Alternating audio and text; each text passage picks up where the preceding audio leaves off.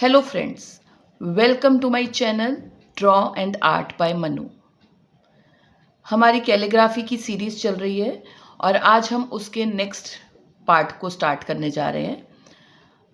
आज अभी तक हम सिर्फ लेटर्स सीख रहे थे, जिसमें हमने लोअर केस लेटर्स सीखे, उनको ज्वाइन करना सीखा, अपर केस लेटर्स को सीखना स्टार्ट किया और साथ में हमने शेडो वर्क सीखा।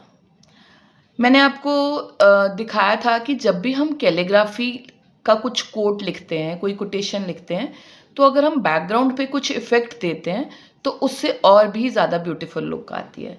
तो अब हम आज से जो भी हम पार्ट कैलीग्राफी का स्टार्ट करेंगे, उसमें हम एक एक टेक्सचर भी सीखेंगे। मीन्स कैलीग्राफी का कोई टेक्निक, कोई लेटर या कोई टेक्निक, और उसके साथ साथ कुछ इस टाइप से डिफरेंट टेक्सचर्स जो हम लेटर्स सीखने के बाद एंड में सीखेंगे। तो प्लीज़ इस वीडियो को लास्ट तक देखना, ताकि हम कुछ टेक्सचर जो स्टार्ट करने जा रहे हैं वो भी साथ साथ आप सीख सको। अभी तक हमने कैपिटल लेटर्स सीखे थे आई तक, A to I। आज हम आगे स्टार्ट करने जा रहे हैं अपने लेटर्स। जस्ट अ मोमेंट, मैंने अपना टॉम्बो का पेन ही लिया है जिससे हम लिखने लगे हैं। आज मैं आपको कलर्ड पेन से भी सिखाऊंगी कि कलर्ड पेन से भी कैसे लिखना है। हमने आई लिखा था, उसके बाद हम जे लिखने जा रहे हैं, लाइक दिस। जे हम जैसे स्मॉल जे लिखते हैं ऑलमोस्ट वैसे ही कैपिटल जे होता है, बस इसमें ऊपर डॉट नहीं लगाएंगे और साइज का थोड़ा सा फ़र्क आएगा। अभी मैं आपको दिखाती हूँ कि साइज कैसे पता चल रहा है कि फ़र्क है।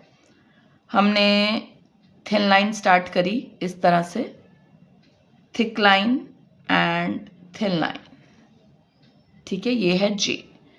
अब जब हम इसको स्मॉल लेटर के साथ ज्वाइन करेंगे तो ये ऊपर वाले ब्लॉक्स में जाएगा, स्मॉल लेटर नीचे वाले ब्लॉक में आएंगे। एक बार दिखाती हूँ किस तरह से।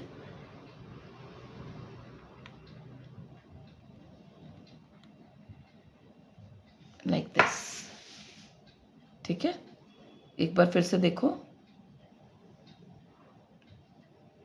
यहां तक हमारा कैपिटल जे हो गया। अब हम यहां से स्मॉल जे स्टार्ट कर रहे हैं और इसके ऊपर डॉट। स्मॉल जे जो है वो नीचे की तरफ आएगा और कैपिटल जो है वो ऊपर की तरफ जाएगा, ठीक है। ये हो गया हमारा लेटर जे। अब हम के स्टार्ट करेंगे।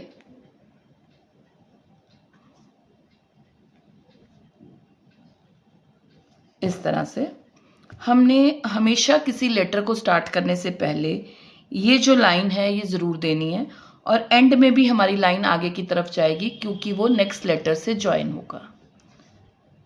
यहाँ से हमने थिन लाइन शुरू करी, क्योंकि ऊपर जा रहा है स्ट्रोक तो थिन अप, यहाँ से नीचे आ रहा है thick down, thin up and thick down.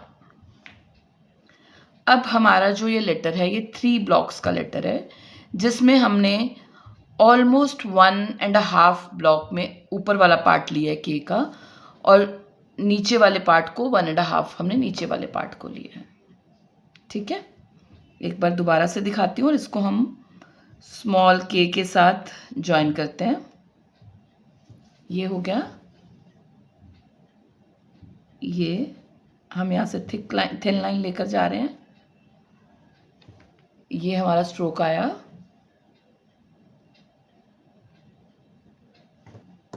इस तरह से, ठीक है। दोनों ऑलमोस्ट एक ही हाइट के रहेंगे, बट ये इसका जो ये वाला पार्ट है वो नीचे की तरफ आएगा और कैपिटल के का ये ऊपर की तरफ आएगा, ठीक है। इसके बाद हम अगले लेटर को स्टार्ट करने जा रहे हैं।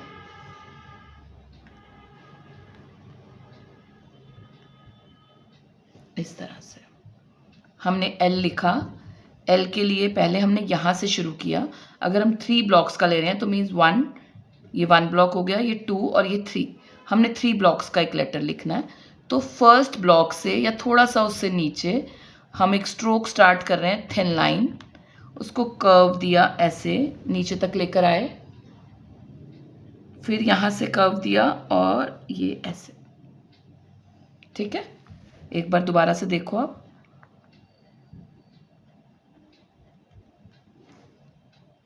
अब आपने ये ध्यान रखना है कि इस जगह पर और इस जगह पर, ये दोनों जगह पर हमारी ब्रीदिंग स्पेस बचनी चाहिए। ब्रीदिंग स्पेस मीन्स यहाँ पे जो लूप बन रहा है ये बनना चाहिए, ये आपस में ज्वाइन नहीं होना चाहिए। ठीक है, एक बार फिर से दिखाती हूँ। ये अब इसको हम लोअर केस एल के साथ ज्वाइन कर देंगे ये। ठीक है, कैपिटल एल। एक बार हम पेन को उठाएंगे और फिर लोअर केस के साथ इसको ज्वाइन कर देंगे। कोशिश करो कंटिन्यूटी में अपना पेन नहीं चलाओ, उसमें आपका स्ट्रोक कई बार ख़राब हो जाता है। बीच में अगर आपको लगता है कि कहीं पे आपका स्ट्रोक, आपका हैंड प्रॉपर नहीं मूवमेंट हो रही उसकी, तो आप ब्रश को या पेन को उठा सकते हो, उससे ज़्यादा अच्छा लेटर आता है। ठीक है, ये हो गया एल। अब हम लिखेंगे एम। सेम वही जैसे हम लोअर केस लेटर लिखते हैं, बस इसका साइज थोड़ा सा बड़ा हो जाएगा। ये बस इसमें हम सेंटर वाले स्ट्रोक को नीचे तक नहीं लाएंगे, सेंटर में ही छोड़ देंगे। ठीक है, एक बार दोबारा देखो। ये हमने पॉइंटेड लाइन दी, थिन लाइन, थिक लाइन, फिर यहाँ से thin line, thick line, but इसको हम नीचे तक नहीं लेके गए, ये हमने यहीं पे ही छोड़ दिया। फिर यहाँ से जहाँ से इसका एंड हो रहा है वहाँ से थिन लाइन, थिक लाइन, और फिर ये हम ऊपर ले गए। ठीक है, एक बार दोबारा दिखाती हूँ।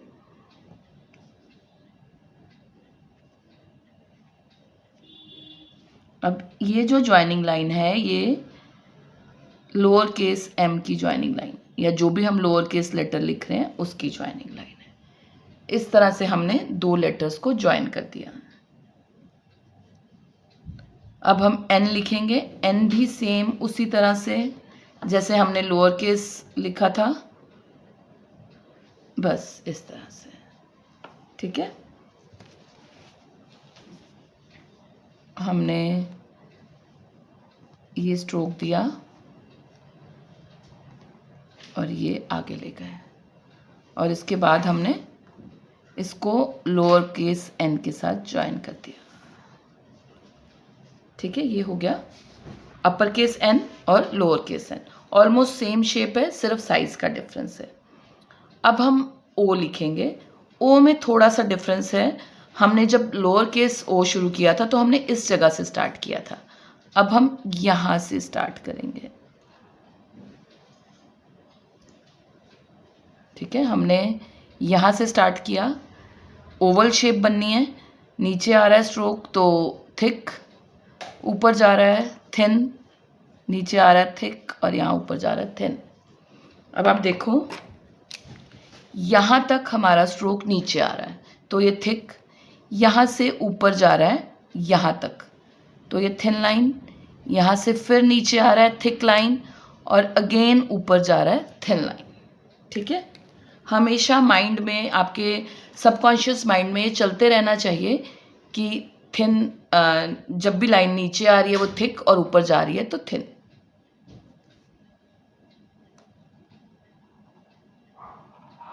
ये इस तरह से। अब इसकी जो ये लाइन है ये ऊपर चली गई।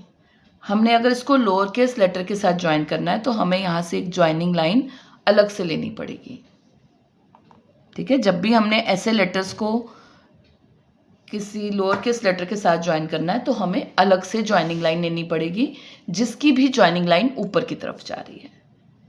तो इस चीज़ को ध्यान रखो कि अगर ज्वाइनिंग लाइन ऊपर जा रही है तो हम वहाँ से कुछ नहीं छेड़ सकते उसको, क्योंकि शेप खराब हो जाएगी। हमें एक एक्स्ट्रा ज्वाइनिंग लाइन लेनी है जिससे हम अपने लेटर को ज्वाइन करेंगे। ये अब यहाँ से एक ज्वाइनिंग लाइन ली और ये। ठीक है, अब हम पी लिखेंगे। पी के लिए ये स्ट्रोक, स्ट्रेट लाइन, और यहाँ से ये पी। ठीक है, ये। अब इसमें आप यहाँ से भी एक जॉइनिंग लाइन ले सकते हो और उसको नीचे ला सकते हो, या अलग से भी ले सकते हो, बट ये ज़्यादा अच्छा लगता है। ठीक है, हमने एक लाइन ऐसे ली, यहाँ से ले आए एक जॉइनिंग लाइन, ये। ठीक है, ये हो गया लेटर पी। आज हम पी तक ही करेंगे और इसके बाद हम कुछ डिफरेंट टेक्निक सीखते हैं। हम एक पहले कलर्ड ब्रश पेन से टेक्निक सीखते हैं और फिर टेक्सचर सीखेंगे। हम कोई भी लेटर लेते हैं, जैसे सपोज हमने जे ही ले लेते हैं हम। ये हमने कलर्ड पेन से लिखा, एक और लेटर ले लेते हैं।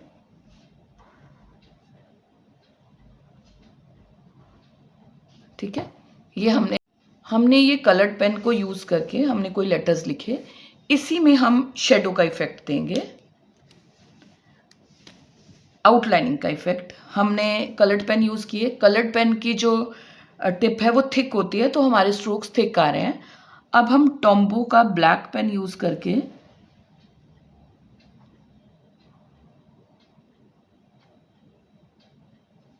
इसमें आउटलाइनिंग का इफेक्ट देंगे।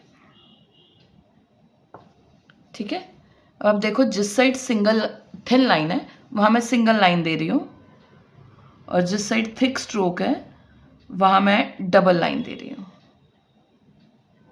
और ये जो आपकी आउटलाइनिंग वाली लाइन है ये बहुत थिन आनी चाहिए विदाउट एनी प्रेशर, और बहुत फाइन आनी चाहिए। तो इस तरह का इफेक्ट दिया हुआ भी कैलीग्राफी में बहुत अच्छा लगता है। जब हम कुछ लिख रहे हैं तो कैलीग्राफी में लिखा हुआ बहुत अच्छा लगता है कि हमने उसकी आउटलाइनिंग की। अब मैं आपको दिखाती हूँ किस तरह से।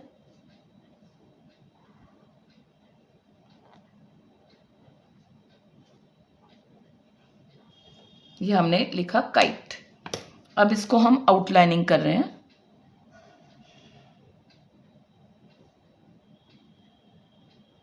बिल्कुल थिन लाइन के साथ जब हम आउटलाइनिंग करेंगे तो इफेक्ट बहुत अच्छा लगता है।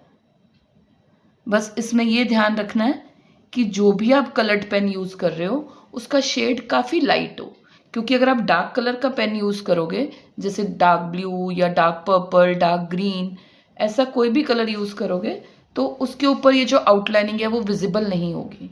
तो आपकी आउटलाइनिंग विजिबल तभी होगी अगर आप लाइट कलर का पेन यूज़ कर रहे हो। तो इस तरह से लाइट कलर का पेन यूज़ करो। ठीक है, अब हम अपने जो रिमेनिंग लेटर्स हैं वो हम नेक्स्ट पार्ट में सीखेंगे, और आज हम स्टार्ट करते हैं टेक्सचर सीखना। जस्ट अ मोमेंट, मैंने एक ड्राइंग शीट ली है। अच्छा, मैं आपको एक चीज़ और बता दूं कि इस तरह की जो प्रैक्टिस शीट्स हैं, वर्क शीट्स हैं, वो मेरे पास अवेलेबल हैं। अगर आपको किसी को लगता हो कि आपको प्रैक्टिस करने के लिए इस तरह की शीट्स चाहिए, आप इसके ऊपर ऊपर प्रैक्टिस कर सकते हो। देखो इस तरह से एक दो बार आप ऊपर ऊपर प्रैक्टिस करोगे और फिर आप इसको कंटिन्यू कर सकते हो। अगर आपको लगता है कि आपको इसकी नीड है तो आप मुझे कमेंट बॉक्स में मैसेज करो। मैं आपको आपको व्हाट्सएप कर दूंगी, जिससे आप प्रिंट निकाल के इसको यूज़ कर सकते हो। प्रिंटेबल है ये, आपको भेज दूंगी जिससे आप इससे प्रैक्टिस कर सकते हो, जिसमें सभी लेटर्स और कुछ वर्ड्स भी आएंगे और आप उसके ऊपर ऊपर लिख के प्रैक्टिस कर सकते हो। अब हम टेक्सचर्स करने वाले हैं। ये कुछ डिफरेंट टेक्सचर्स हैं, जैसे ये बॉटल के कैप से बनाया हुआ है, ये सॉल्ट के साथ बनाया है, ये फोक के साथ बनाया है जो हम नॉर्मल किचन में फोक यूज़ करते हैं, और बहुत सारी चीज़ें जो हम नॉर्मल रूटीन में यूज़ करते हैं घर पे, उससे हम टेक्सचर्स ले सकते हैं। और बैकग्राउंड पे टेक्सचर का इफेक्ट देके उसके ऊपर हम कैलीग्राफी का कोट लिख सकते हैं। ठीक है, बस ये ध्यान रखना है कि जो भी कलर आप यूज़ करो, एक तो वो वाटर कलर्स नहीं हो, क्योंकि हमें कंसिस्टेंसी ज़्यादा पतली नहीं चाहिए। या तो एक्रेलिक कलर हो या पोस्टर कलर हो। मैं अभी एक्रेलिक कलर यूज़ कर रही हूँ। ठीक है, और दूसरी चीज़ जो आपने ध्यान रखनी है कि जो भी आप बैकग्राउंड बनाओ उसका शेड बहुत लाइट होना चाहिए। अगर आप डार्क कलर की बैकग्राउंड बनाओगे तो ऊपर कैलीग्राफी इतनी अच्छी नहीं आती। ठीक है, तो मैं अभी येलो एंड ऑरेंज यूज़ कर रही हूँ। मैंने थोड़ा थोड़ा इसको प्लेट में निकाल लिया है। आज हम एक टेक्सचर करने वाले हैं और हर बार ऐसे ही हम वीडियो के एंड में एक टेक्सचर किया करेंगे, किसी ना किसी डिफरेंट चीज़ का। आज हम एक टेक्सचर कर रहे हैं जिसके लिए मैंने ऑरेंज और येलो कलर लिया है। मैंने कलर में बिल्कुल भी वाटर ऐड नहीं किया और मैं इस तरह से मैरीगोल्ड फ्लावर ले रही हूँ, जो गेंदे का फूल होता है वो ले रही हूँ। अब इसके ऊपर हमने कलर लगाना है, बहुत हल्का सा कलर लगाया इस तरह से, ज़्यादा कलर में डिप नहीं करना, ऐसे कलर लगाया। मेन कलर मैं येलो यूज़ कर रही हूँ और ऑरेंज थोड़ा सा, क्योंकि मैं उसका इफ़ेक्ट बहुत लाइट रखना चाहती हूँ शीट पे, ठीक है। अब हमने इसको डैब करना है यहाँ पर, जहाँ पर भी हमने कोट लिखना है और हम इफ़ेक्ट देना चाहते हैं टेक्सचर का, वहाँ पे हम डैबिंग करेंगे। बस मेक श्योर कि जो कलर की कंसिस्टेंसी है वो थिक हो, थिन नहीं हो। अगर वो थिन हो गई तो इफ़ेक्ट अच्छा नहीं आएगा। अब हमने इसको इस तरह से डैब करना है।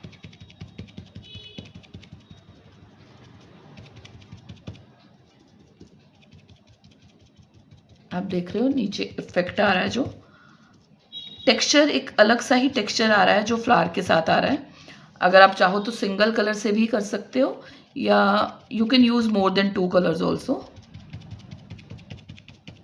मैं अभी सिर्फ येलो एंड ऑरेंज कलर से इफेक्ट दे रही हूँ और बहुत थोड़ा कलर यूज़ कर रही हूँ ताकि ये जो टेक्सचर है वो क्लियर विजिबल हो, फिलिंग नहीं हो जाए। ये जो लाइंस, जो टेक्सचर नज़र आ रहा है वो नज़र आए। हम इस तरह से अपनी पूरी शीट पे जहाँ पर भी हमने टेक्सचर देना है या कैलीग्राफी का कोट लिखना है, हम ये टेक्सचर देंगे। इस तरह से हम पूरी शीट पे टेक्सचर देंगे। टेक्सचर देने के बाद इसको हमने ड्राई करना है, कि इसको हमने पूरा ड्राई कर लिया। ये ध्यान रखना है कि जल्दी नहीं करना कि बहुत हरी में हमने ऊपर लिखना शुरू कर दिया और ये कलर अच्छे से ड्राई नहीं हुआ। जब ये कलर बहुत अच्छे से ड्राई हो जाएगा तो हम अपने कलर्ड पेन्स को यूज़ करके या ब्लैक पेन को यूज़ करके हम कुछ भी कोटेशन लिखेंगे तो शीट पे एक अलग ही इफ़ेक्ट आएगा कि बहुत सुंदर लगेगी, ठीक है। इस तरह से हम लिखेंगे। टेक्सचर हम किसी भी चीज़ से दे सकते हैं, जैसे ये मैंने मैरीगोल्ड फ्लावर से दिया। अब इस तरह का मिलता जुलता टेक्सचर आ सकता है जो हम नॉर्मल किचन में स्कॉच ब्राइट यूज़ करते हैं, जिससे हम बर्तन साफ़ करते हैं, उससे बहुत अच्छा टेक्सचर आता है। सेम वे आप उसका थोड़ा सा पीस लो और उस पर इस तरह से कलर अप्लाई करके आप टेक्सचर ले सकते हो। स्पॉन्ज से बहुत अच्छा टेक्सचर आता है। इवन जस्ट एक मिनट मैं आपको दिखाती हूँ। इवन न्यूज़पेपर, अगर हमने न्यूज़पेपर को इस तरह से क्रम्बल किया, अच्छे से हमने क्रम्बल कर लिया, एक बॉल सी बना ली, एक बार खोला और फिर से क्रम्बल कर लिया ताकि जो हम बॉल बना रहे हैं उस पर बहुत सारे क्रश आ जाए, पेपर क्रश हो जाए अच्छे से। और उसको हमने ऐसे पकड़ा, सेम वे ही हमने कलर लगाया, बहुत थोड़ा कलर, और हम इससे भी टेक्सचर ले सकते हैं। हर एक का जो टेक्सचर है वो थोड़ा डिफरेंट आएगा। अगर आपको लगता है आपके पास मैरीगोल्ड फ्लावर नहीं है तो आप स्पॉन्ज के साथ या न्यूज़पेपर के साथ या स्कॉच ब्राइट के साथ टेक्सचर ले सकते हो। आप देखो कि मिलता जुलता टेक्सचर है, सिर्फ फ़र्क इतना है कि न्यूज़पेपर के साथ थोड़े से मोटे टेक्सचर्स आ रहे हैं क्योंकि थोड़ा ये थिक है, और मैरीगोल्ड फ्लावर के साथ बहुत फाइन और छोटे छोटे टेक्सचर्स आ रहे हैं। तो टेक्सचर मिलता जुलता ही होगा, बट किसी भी चीज़ से आप ले सकते हो, जो चीज़ आपके पास इजीली अवेलेबल हो। कई बार हमारे पास फ्लावर घर पे नहीं होता तो हम न्यूज़पेपर से ले सकते हैं या कोई भी नॉर्मल पेपर यूज़ करके, या हम Scotch Brite, fresh Scotch Brite ले सकते हैं या स्पॉन्ज का पीस ले सकते हैं। इवन कॉटन के साथ भी बहुत अच्छा टेक्सचर आता है। और जो हमारी शूज़ पॉलिश करने वाला जो ब्रश होता है उससे बहुत अच्छा टेक्सचर आता है। तो ये कुछ कॉमन सी चीज़ें हैं जिससे आप टेक्सचर ले सकते हो और बेस बना सकते हो और उसके बाद ऊपर कैलीग्राफी करेंगे, ठीक है। इसी तरह की और बहुत सारी टेक्निक्स को सीखने के लिए प्लीज़ सब्सक्राइब माय चैनल, ताकि हम जब भी कैलीग्राफी की सीरीज़ को कंटिन्यू करें तो उसके साथ साथ आप कुछ डिफरेंट टेक्सचर्स भी सीखो। बहुत जल्द हमारे लेटर्स कंप्लीट हो जाएंगे कैलीग्राफी की सीरीज़ में, और उसके बाद हम कोटेशंस लिखना सीखेंगे, कोई वर्ड्स बनाना सीखेंगे। और फिर हम शेडिंग इफ़ेक्ट, 2 कलर्स का इफ़ेक्ट, बाउंसी लेटर्स, ये सभी चीज़ें सीखेंगे। इस तरह की चीज़ें सीखने के लिए please subscribe my channel. Thank you.